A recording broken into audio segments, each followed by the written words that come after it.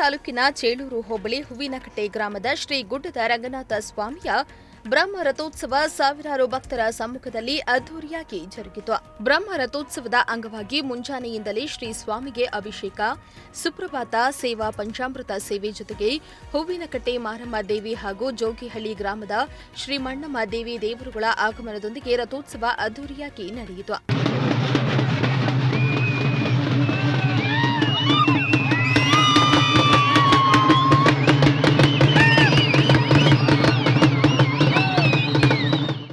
ರಥ ಇಳಿದಿದ್ದಂತೆ ಭಕ್ತರು ಬಾಳೆಹಣ್ಣು ದವನ ಎಸೆದು ಇಷ್ಟಾರ್ಥ ಸಿದ್ಧಿಗೆ ಪ್ರಾರ್ಥಿಸಿದ್ರು.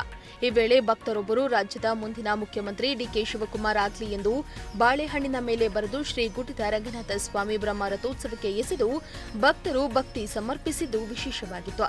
ಇದಲ್ಲದೆ ಸುಡು ಬಿಸಿಲು ಲೆಕ್ಕಿಸದೆ ಭಕ್ತರು ರಥೋತ್ಸವದಲ್ಲಿ ಪಾಲ್ಗೊಂಡು ರಥವನ್ನ ಎಳೆದು ಭಕ್ತಿ ಸಮರ್ಪಿಸಿದ್ರು. ಭಕ್ತರಿಗೆ ಅಲ್ಲಲ್ಲಿ ಪಾನಕ, ಫಲಹಾರ ಹಾಗೂ ಮಜ್ಜಿಗೆಯನ್ನ ಭಕ್ತಾದಿಗಳು ವಿತರಿಸಿದ್ರು.